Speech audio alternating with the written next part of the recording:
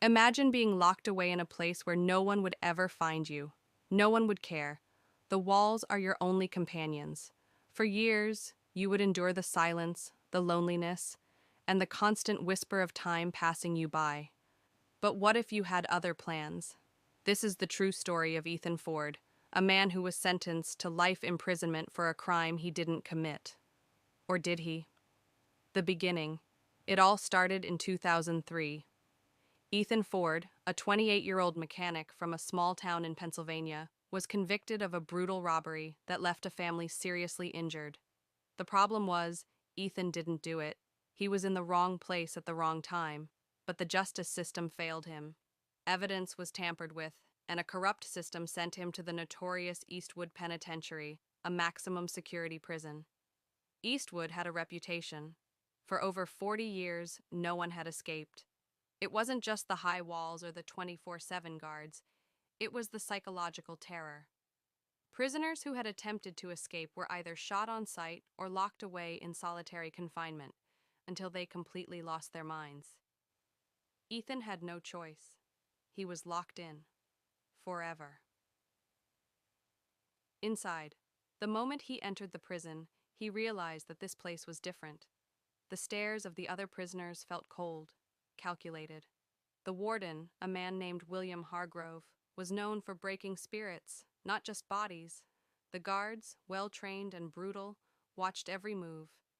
It was the dead of night when Ethan first thought about escaping.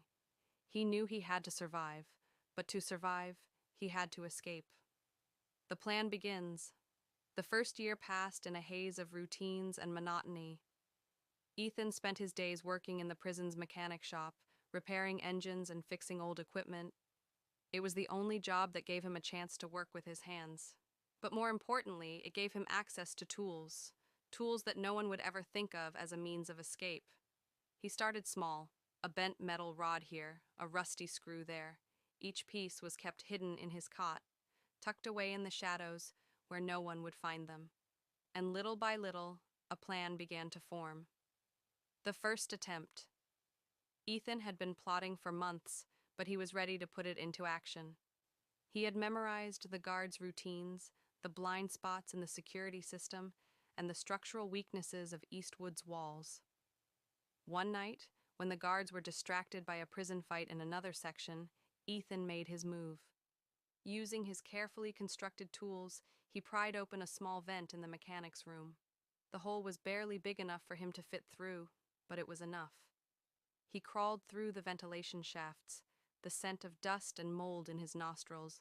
But before he could reach the outer walls of the prison, a guard spotted him. The alarm blared, and in an instant he was caught. The escape attempt had failed. The aftermath. Ethan was thrown into solitary confinement. They called it the pit. It was a small, windowless room where even the faintest light was a luxury. He was beaten. He was starved. He was told that anyone who tried to escape Eastwood would never have a chance again. They were wrong. In that dark room, Ethan had no choice but to think, and think he did. In the stillness of his isolation, he began to perfect his plan. This time, he would be smarter. He would be quicker. And this time, no one would stop him. 2 years later. By the time 2 years had passed, Ethan had become a ghost. He was a man of few words, who kept to himself. He spent his time reading everything he could get his hands on. Books about survival, books about escape, books about how the human mind can overcome impossible odds. It was during this time that he met an unlikely ally, an older inmate named Luther Gray.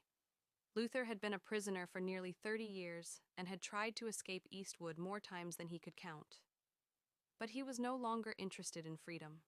What he wanted was respect. And he saw that in Ethan. He saw the fire in Ethan's eyes, the quiet determination that marked him as different from the other prisoners.